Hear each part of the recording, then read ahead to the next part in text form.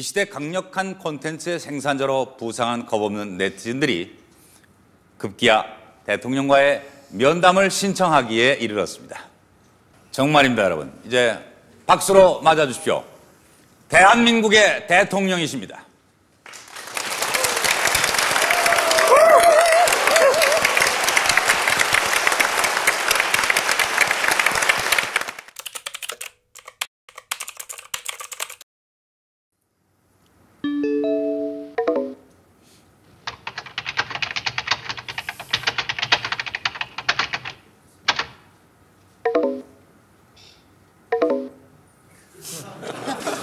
대통령님께서 네티즌과의 즉석 대화를 하실 만한 순발력을 갖추고 계신지를 저희가 알아봐야 될 것 같아요. 그래서 잠시 순발력 테스트를 해도 되겠습니까? 양해하신다면. 여기 나왔으니까 네. 여기 법을 따르겠습니다. 네, 감사합니다. 양극화 해소의 네. 비법은요? 저와 여러분이 안 되겠는데요. 모두 함께 풀어봅시다. 요. 세금 안 내고 살 수는 없나요? 아주 힘이 센 사람이라면 네. 여자라면 셋째 낳겠어요? 딸에게 낳으라고 했지요. 이건 하여튼 네티즌의 버금가는 순발력을 충분히 갖추셨다고? 네. 인정하셔도 되겠죠. 대통령님께서 이제 양극화 해소 패널들이 가지고 계시거든요. 그 중에서 이제 하나 골라주시면 그 분야 질문을 드리도록 하겠습니다. 국민들 중엔 경제가 좋아지면 양극화는 자연스럽게 해결되는 것이므로 경제 성장을 위해 역량을 집중해야 한다는 의견과 양극화 해소를 위해서는 복지를 강화해야 한다는 의견이 있습니다. 복지는 투자입니다. 기업하기 좋은 나라, 이것이 참 중요한 나라거든요. 경제가 돼야 뭐 양극화 해소도 되니까. 기업하기 가장 좋은 나라는 시장에서 소비가 활발한 나라입니다. 시장이 활발하면은 규제가 있어도 투자를 하고, 규제가 한 개도 없어도 시장이 죽어버리면 아무도 투자하지 않습니다. 다음 뭐 어떤 거 골라서 FTA 관련해서 질문해 주시겠어요? 네. 왜 잘못 고르신 거예요? 하필 저게 중간에 나옵니까? 개방과 경쟁이 중심이 되는 FTA와 그리고 해소라는 단어가 의미하듯이 복지가 강조되는 양극화 해소, 이 두 가지는 양립할 수 없다라는 그 시각과 지적이 존재하는데요. FTA라는 것은 우리의 이제 뭐 개방의 상징적인 것이죠. 말하자면 세계 시장을 향해서 뻗어나간다는 것입니다. 양극화라는 것은 또한 그럴수록 양극화가 심해지니까 이걸 그냥 두면은 우선 그것은 비인도적이고 비민주적이죠. 민주주의라는 것은 사회 공동체의 성과를 또 합리적으로 분배하고 더불어 가는 거 아니겠습니까? 네, 저는 이것을 우리 경제가 선진 경제로 가는, 우리 사회가 선진 민주주의 사회라고 하고 우리 경제가 선진 경제로 가는 양날개다.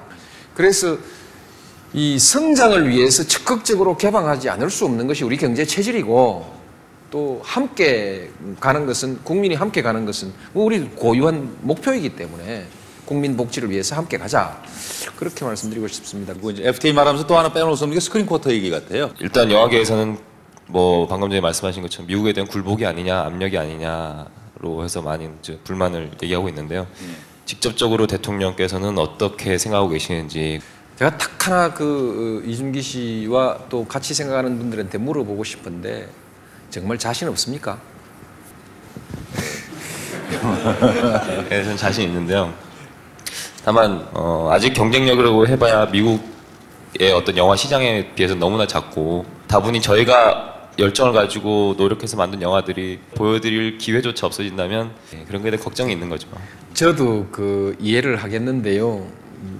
대개 저는 이렇게 이해합니다. 실제로 자신이 없어서 그러는 것보다는 미국한테 압력을 받아서 굴복하는 거 아니냐라는 불쾌감들이 자존심이나 불쾌감들이 실제로 이 반대 운동에는 더 많이 개입되어 있는 것 같거든요. 그건 교류하지 않은 문화는 전부 다 망해버렸습니다. 그 교류 열어놓고 이 능동적으로 나가고 자신 있으면 그냥 가시고요. 우리 미국한테 이 문제 말고도요. 앞으로 꼴리지 않는 대한민국 될 수 있습니다. 좀 동영상 질문이 또 좀 답변이 편안하실 것 같아요. 화면 같이 보시고 좀 답변해 주십시오. 손자와 함께 있는 시간이 가장 행복하다는 내용의 기사를 본 적이 있습니다. 그렇다면 손자들에게 물려주고 싶은 나라는 어떤 나라인지. 시골로 농촌으로 가서 농촌의 자연을 좀 복원하고 우선 개인적으로 자연을 복원하고 농촌의 공동체를 좀 복원하고 아름다운 농촌 가급적이면 고향에서 아름다운 고향을 한번 다시 만들어 보고 싶습니다. 결국 우리 아이들한테 우리가 준비해 줘야 되는 국토의 한 공간에 대한 제 이상입니다. 마지막으로 국민들에게 한 말씀 해주시는 걸로 오늘 마치도록 하겠습니다. 여러분들께 두 가지를 말씀드리고 싶습니다. 자신감을 좀 가집시다. 대한민국 국민으로서 자신감 좀 가지고 한번 해보자. 두 번째로는 책임 있게 앞으로 생각하고 말하자. 이것이 옛날에는 대통령에게만 필요했습니다. 대통령이 모든 것을 다 결정했기 때문에 이제 일반 시민에게도 필요하다. 왜냐하면 시민의 여론이 그 사회의 흐름을, 사회의 방향을 바꿔버리니까요. 이 점에 대해서 우리가 한번 같이 좀 생각해보자 말씀드리고 싶고요. 모든 권위 및 권력을 스스로 버리셨습니다. 지금에 와서 후회는 안 하십니까? 예, 그거 하려고 대통령 했으니까. 네. 우리도 말할래요. 네, 안녕하세요. 진행을 맡은 노무현재단 이사 황희두입니다. 오늘은 방송 시작 전에 앞에 굉장히 뜻깊은 영상을 함께 보고 소개를 드리게 됐는데요. 오늘은 굉장히 반가운 얼굴이자 또 여쭤보고 싶은 게 많은 분과 또 저희 첫 회부터 함께했던 분과 같이 방송을 하게 됐습니다. 먼저 천호선 이사님 소개 한번 부탁드립니다. 예, 노무현재단 이사 천호선입니다. 반갑습니다. 네, 안녕하세요. 노무현장학생 최유나입니다.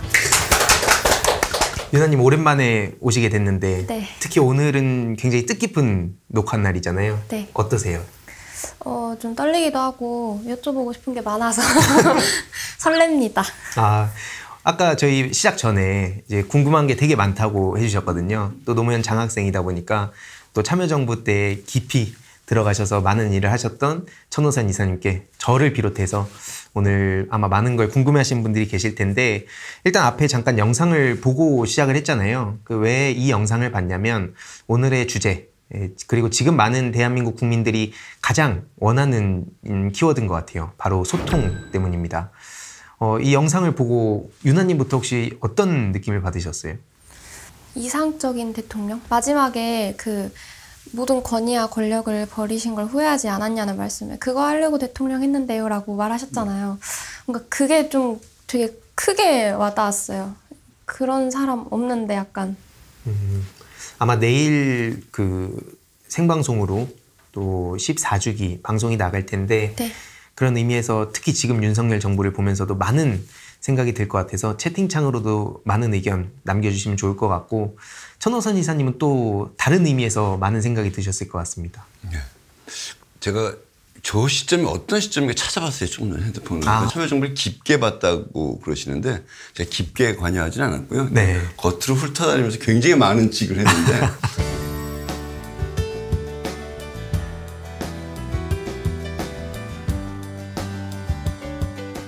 그중에 제가 뭐 했을 땐가 보니까 의전비서관 할 때예요. 아마. 그래서 저 장면들은 다 당연히 기억나지만 반쯤은 의전비서관들은 저렇게 행사 딱 세팅되면 뒤에서 잠깐 졸고 있었을 수도 있거든요. 그래서 그랬을지도 모른다는 약간의 자책감이 들고요. 워낙 노무현 대통령은 국민과의 대화라는 것 또는 또 언론을 통한 국민과의 대화 이런 것들을 굉장히 많이 하셨기 때문에 수없이 많은 장면인데 저기서 제일 인상적이었던 건 10글자 맞추는데 네. 제가 옆에서 보면서 불안불안했던 기억이 나요. 이게 전혀 짜여진 그게 아니었군요. 그렇죠. 예. 안 그래도 아마 저를 비롯해서 많은 분들이 궁금해하셨을 것 같은 게 이제 대통령께서는 소통을 워낙 하시고 싶어 하셨고 근데 이제 실무 직원들 입장에서는 그게 되게 힘들잖아요. 이게 준비하는 과정에서. 대통령 말씀이 많이 나가면요. 네. 항상 위험합니다. 거두절미되거나 왜곡되거나 시비 걸 소재거리가 또 거꾸로 많아진다는 얘기 때문에 저렇게 뭘 하나 국민과의 소통 행사를 하고 나면 다음날 기사들이 쏟아져 나오죠. 오해에 대해서 반론해야 하는 거라는 숙제들이 굉장히 많이 생기기도 했었던 거죠. 예. 아마 이제 더 깊은 이야기로 들어가게 될 텐데 아까 말씀드렸듯이 오늘의 본 주제가 소통인데 일단 이걸 보시는 분들은 소통이 뭐라고 생각하는지 좀 의견 남겨주시면 좋을 것 같고 저희가 생각하는 소통이 무엇인가 뭐 이것도 딱 정답은 없다고 생각은 하는데 유나님은 좀 어떻게 보세요? 소통 저는 티키타카가 되는 거. 티키타카. 네. 이거 티키타카 안 된 거 아니에요? 이사님 안 받아주신 거예요?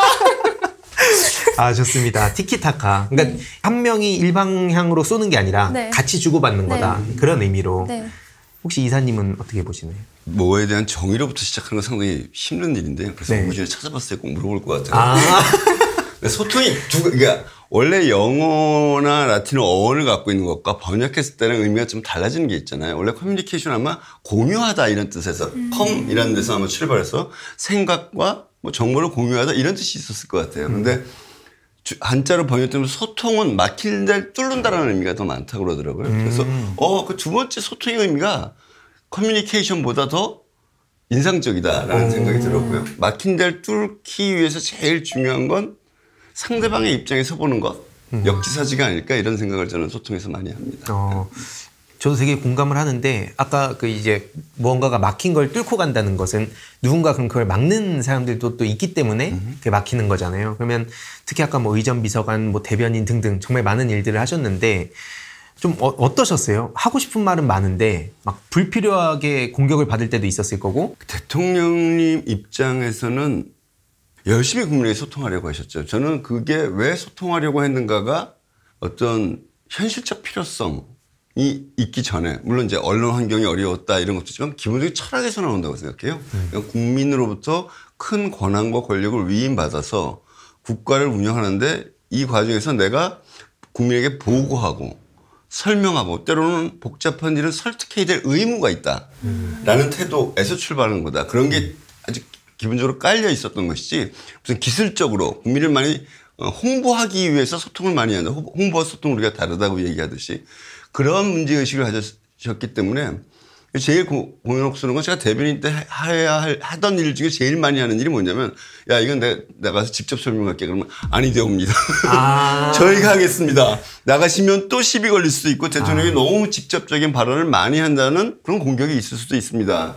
라고 저희가 대통령을 말려야 할 경우가 많을 정도로 국민들에게 직접 책임 있게 소통하시기를 중시하셨죠. 예를 들어서 뭐 기자들한테 어떤 내용을 전하는 경우나 아니면 그 왜곡을 못하게 하기 위해서 막 생방송으로 이걸 해버린다거나 막 이런 또 여러 가지 전략들이 있었을 때 또 인터넷을 되게 잘 활용하시기도 하고 좀 그런 고민들 관련해서 에피소드가 있을까요? 제가 사실 청와대 대변인을 대통령 임기 10개월 남겨두고 대변인을 했어요. 사실은 밖에 제 발로 정권이 2006년도 말에 너무 어려워서 의전비서관을 두 번째 하고 있었었는데 의전비서관 너무 편하다.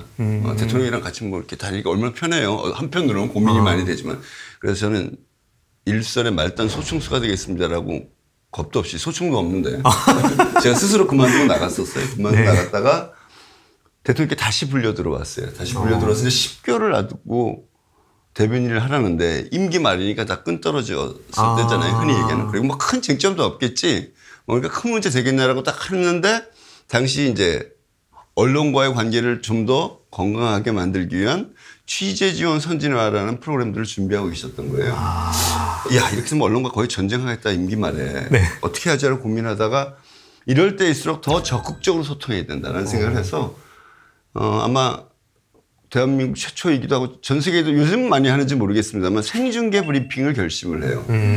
매일 오후 2시 반에 KBS, MBC, SBS, 그다음에 KTV라고 있죠. 켜놓고 사전에 기자들에게 어떤 약속도 없이 저는 제 나름대로 준비를 해서 기자들이 뭐든지 현장에서 물어보면 즉문즉답을 하는 거죠. 제가 그렇게 했던 이유가 국민들에게 모든 것들을 직접 충실히 설명하겠다.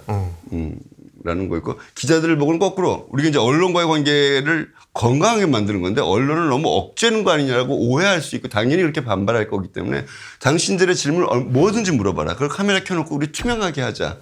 이렇게 해서 제가 생중계 브리핑이라는 걸 시작해서 임기 말까지 10개월 동안 매일 월요일부터 금요일까지 기자들과 증문즉답 하다 보면 언쟁도 벌일 때도 있고요. 저희 설명을 2번, 3번 더 구체적으로 해야 될 때도 있고 개인적으로 굉장히 좀 식은땀 나는 과정이었지만 노무현 대통령의 소통에 대한 철학대로 대변인은 더 열심히 해야 된다 이런 각오를 가지고 10개월을 겨우 버텼습니다. 그러면 거의 노무현 대통령의 생각을 최대한 그거에 가깝게 하루 종일 계속 고민을 하셨어야겠네요. 그래야죠. 뭐 대통령뿐만 아니라 청와대가 하는 일 모두를 또 대변해야 하는 측면도 있기 때문에 아침마다 공부를 해야 돼요. 오늘 어떤 질문이 예상되고 한 20-30개를 뽑습니다. 그 질문에 대해서 해당 부서에 초안 한번 만들어 보려고 오전에 던지면 그냥 11시 반쯤 와요. 그럼 그거 보고 이렇게 하면 오히려 국민들이 더 오해할 수 있거나 잘못 전달될 수 있다. 그래서 제 의견을 가지고 조율을 하고 점심 먹고 나가서 이제 생중계 브리핑을 하는 걸 계속했던 거죠. 매일매일. 와. 네. 좀 어때 보이세요? 대단하신 것 같아요. 너무 짜고 하는 얘기 같은데. 아니에요. 이사님께는 궁금한 게 참여정부 때 그 고생을 하셨던 분들 입장에서 현 정부의 소통이라는 언플을 보면 주로 어떤 얘기를 하는지가 되게 궁금했습니다. 유나님 어떻게? 갑자기 생각난 건데 제왕적 대통령이라 하잖아요. 네네. 그 윤석열 대통령 당선 전부터 그 말이 계속 있었던 것 같은데 지금도 계속 그 생각이 나요. 그냥 진짜 불통의 아이콘이고요. 제 친구들도 저랑 비슷하게 생각하는데 너무 혼자만의 울타리 안에 갇혀있는 느낌? 이사님은 혹시 주변 분들을 어떻게 보고 계세요? 주변 분들 아무 얘기 안 하는데요. 근데 제가 이제 가까이 보는 사람들은 워낙 기대가 없었었기도 하지만 어느 순간 이 과정에서 막 실망해서 요새는 조용히 제가 페이스북을 봐도 옛날처럼 막 화를 내는 게 없어진 것 같아요. 이게 더 안 좋은 징후죠. 기대, 마지막 기대마저도 많이 접었다라는 생각이 들고요. 대통령이 소통을, 그러니까 저는 소통이라는 개념이 없고 홍보란 개념만 있는 것 같고 일단 그죠? 일방적인 홍보란 개념이 있는 것 같고 소통을 처음에는 좀 흉내를 냈죠. 도어 스태핑 이라는 거.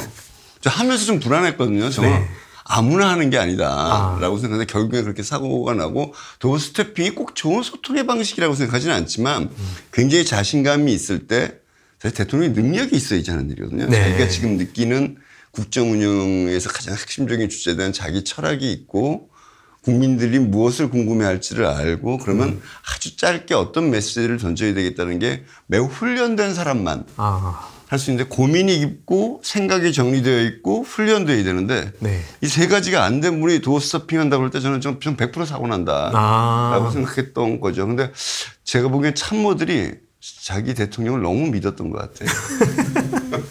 지금은 이제 큰 기대들은 별로 없는 것 같고 그때와 이제 비교하는 얘기조차도 힘들어하는 것 같습니다. 그렇습니다. 진짜 뭐 굳이 얘기하고 싶진 않았지만 그래도 또 취임 1년을 지나는 시점이라 좀 잠깐 언급하고 갔고 저는 그럼 유나님한테 궁금한 게 그 5살 때 그 참여정부 기간이었으니까 사실상 기억에 거의 없으시잖아요. 근데 전 노무현 장학생까지 오게 되고 계속 또 적극적으로 공부하는 모습이 저도 되게 신기하거든요. 어떤 계기로 이렇게 관심을 갖게 됐는가? 일단은 집안의 영향이 크긴 했어요. 아무래도 고향이 호남이다 보니까 약간 이게 당연한 분위기였어요. 뭔가 이렇게 민주당을 지지하고 이런 노무현 대통령을 좋아하고 이런 게.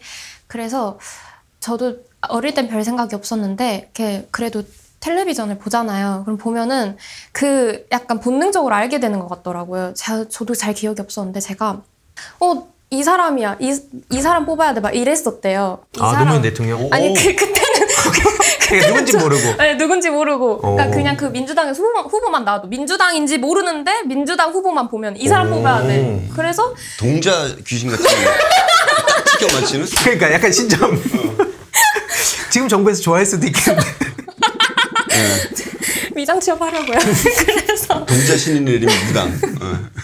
그랬었고 제가 처음 인터넷을 배워서 처음 이제 막 하고 댓글을 달았던 게 노무현 대통령님이 서거하시고 그 추모 공간이 있었어요. 그 포털 사이트에. 그래서 그때 처음으로 막 이렇게 누군가를 진정 위하는 댓글을 달아봤던 것 같아요. 그게 약간 굳이 공부하려 하지 않았는데 어렸을 때는 그냥 좋았고 이제 커가면서는 제가 이제 막 공부를 하게 되고 이제 더 좋아졌죠. 그래서 이렇게 공부를 하면서 장학생이란 제도가 있는 걸 알고는 바로 신청을 했었어요. 그래서 더 배워가야겠다는 생각이 들어서 사실 전 잘 몰라요. 지금 배워가는 과정이에요. 몇 년에 되셨어요? 몇 개? 오래됐어요. 오래됐어요. 오래된. 내가 시민학교장이 아닌 요번에 되신 분이구나. 네. 제가 이제 시민학교장을 했기 때문에 이 장학사업을 한 5년 동안 했었거든요. 빡셉니다. 아무나 안 붙여주고요. 그리고 제가 이제 들어와서 장학금도 너무 한꺼번에 주면 이 사람들은 안 돼요. 반만 주고 아시죠? 네. 반만 주고 워크숍 2번을 해야 2학기 때도 주고 이렇게 제가 제도를 더 엄격하게 바꿨습니다. 네. 참고로 저도 청년 리더십 과정, 전 3기 출신이거든요. 예, 또 이렇게 같이 저는 이제 시민학교장 하실 때 그때 들어가서 굉장히 오늘 이 자리가 뜻깊습니다. 그래서 궁금하셨던 거나 막 난감한 질문은 오늘 여기서 이사님께 하시면 됩니다. 이제 오늘 배워가서 누가 물어보면 그쵸. 이제 일 걸 안 하고 이거야 이럴 수 있잖아요. 그쵸. 혹시 뭐 그러면 유나님이 따로 뭐 궁금했던 거 있어요? 그냥 공부하면서라든지. 사실 보면서도 계속 노무현이라는 그냥 그 사람 자체가 계속 궁금했거든요. 뭐 어떤 걸 좋아하시고 어떤 걸 좀 깊이 하시고 이런. 그 질문이 너무 포괄적이라 어렵다. 좋아하는 음식. 음식 좋아하시는군요. 뭐 뭐든지 잘 드시는데 굉장히 인상적인 게 일요일 날이면 이제 운영관이라고 불렀어요. 소위 청와대 주방장이라고는 이제 통념상 그렇게 얘기를 하지만 청와대 운영관님이 계셨었는데 일요일 날 쉬게 하셨어요. 일요일 날 쉬게 하시고 일요일 날은 부부가 두 분이 함께 식사를 하시는데 주로 많이 했던 게 라면 끓여 먹고 원래 술은 잘 드시는 편이셨는데 청와대 5년 기간 동안은 술을 굉장히 자제하셨죠. 별로 안 드셨죠. 대통령이 술 먹고 흥청망청해서는 안 된다는 긴장감을 갖고 5년을 보내셨다고 보시면 될 것 같아요.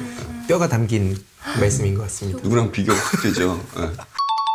저는 개인적으로 또 궁금했던 게 누구나 뭐 청와대 경험을 해보고 싶다 이런 생각을 막연하게는 하는 사람들은 많은데 막상 하라 그러면 그 되게 힘들 것 같더라고요. 제가 봤을 땐. 그래서 저는 진짜 시켜줘도 못하겠다 싶을 정도인데 그럼에도 불구하고 그 들어가게 된 계기, 뭐 결심하게 된 이유 뭐 이런 게 있을까요? 계기는요, 그냥 노무현 대통령이 2년이 됐고 대통령 선거 때 일을 했고 그런데 찍히지 않아서 그런지 다행히 청와대도 자동적으로 들어간 거고요. 뭐 특별한 엄격한 과정을 통해서 들어가겠다기보다 이제 뭐 하다가 보니까 들어왔는데 항상 그 고민이 했어요. 내가 나이 그때 갓 40이었는데 내 경험, 삶의 경험과 정치적 경험, 게다가 행정적 경험은 전무한 상태에서 청와대에 들어가서 이제 바로 들어가서 비서관이 됐어요. 비서관이 되면서 나 같은 사람이 청와대에 가서 일해도 되나라는 생각이 마음속 구석에 항상 있었죠. 그렇기 때문에 이제 최선을 다하려고 노력했던 것이죠. 하여튼 항상 일종의 두려움, 내가 이 일을 해도 되는가? 청와대라는 것이 갖고 있는 어떤 비중이 있는데 작은 실수 하나가 큰 사고가 되지 않을까? 이런 생각들을 항상 많이 하면서 5년 내내 그렇게 지냈던 것 같아요. 저는 되게 궁금했던 게 뭐 자주국방이라든지 그러니까 지금 저희 같은 청년들한테 하나의 그 구심점이라고 해야 될까요? 그러니까 어떤 방향? 막 빛 같은 뭔가 비춰주는 그런 느낌들이 되게 많은데 그때 당시에 돌아가서 막 기사를 찾아보면 굉장히 많이 두들겨 맞으셨더라고요. 그래서 그 과정에서의 막 소통하면서 뭔가 나중에 미래 세대, 그러니까 저희들한테 그런 씨앗을 좀 뿌려놓은 거라 생각하거든요. 5년 내내 두드려 맞는 거는 일상이었어요. 디폴트로 그냥. 매일매일. 매일매일. 5년 내내 매일매일 공격받았다고 해도 과언이 아닐 거예요. 우리 윤태영 전 비서관 표현하면 사방이 벽이었다. 이런 표현이요. 그때 여러분들 세대는 혹시 모르실지 모르겠는데 그때 유행했던 말이 길 가다가 넘어져도 나에게 노무현 때문이다 라고 얘기할 정도로 사실은 지금 윤석열 대통령 1주년이잖아요. 지금 1주년 시점에서 여론조사에서 굉장히 낮다고 그랬지만 노무현 대통령은 더 낮았어요.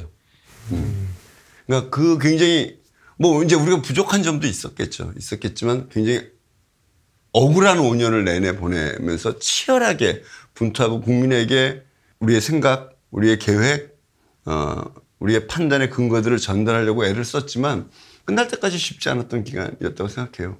근데 지금 이제 노무현 대통령에서 기억하는 대목들이 몇 개 사람들이 이제 인상을 갖고 있지만 보이지 않는 것들 중에 중요한 의미를 갖는 일. 노무현 대통령의 이 국정운영 철학 중에 하나가 이게 있어요. 장기주의라고 저는 보는데 지금 당장 피할 수 있지만 장기적 안목에서 지금 해야 할 일이라면 피하지 않고 정면을 부딪혀서 최소한 문제 제기라도 해놓든지 아니면 제도를 만들 수 있으면 최대한 좋겠다. 이런 생각들을 많이 하셨죠. 그 예는 수없이 많은데요. 제가 지금도 기억이 나는데 프랑스에 이제 방문을 하셔서 프랑스로서 최초의 여성 국방장관을 만나요. 그래서 국방장관을 만나서 국방장관이 뭐냐면 저희 프랑스도 굉장히 큰 군사대국인데 저희는 국방개혁을 법으로 만들어서 합니다라는 얘기를 힌트를 얻어요.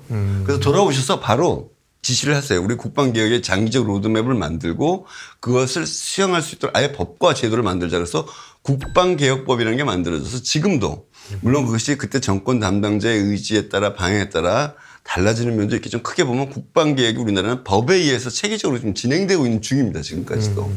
그런 것도 있고요. 국가 예산도 국가 재정을 운영하는 방법들에 대해서 뭐 여기서 다 설명할 수 없는데 이제 혁신을 가져오는데 그걸 제도로 만들어요. 그 전까지는 예산 및 회계에 관한 법률이라는 것이 있었는데 이걸 국가재정법이라고 하면서 매년 대통령과 예를 들면 장관들이 모여서 전체적인 예산 틀에 대한 논의를 하는 과정, 재정전략회의라는 것을 법적으로 의무한다든지 하는 그런 제도들을 만든 것들도 많죠. 사람들이 이제 그건 거의 다 그때 그걸 담당했던 사람 말고는 다 잊고 있는데 저도 노무현 재단 이사가 되면서 다시 노무현 대통령에 대한 공부를 하면서 새롭게 발견하는 이 양반이 이때 사실 아무도 주목하지 않았는데 진짜 긴 안목을 갖고 이런 제도적 준비를 했구나. 제가 이제 리더십 학교 강의할 때 이런 것들을 자꾸 소환하고 발굴해서 말씀드리는 걸 제 소명으로 삼고 있는데 그때 만들었던 제도들, 그때 제기했던 문제제기가 지금도 유효한 것 또는 작동하고 있는 것도 적지 않다 이런 말씀을 드리고 싶습니다. 네.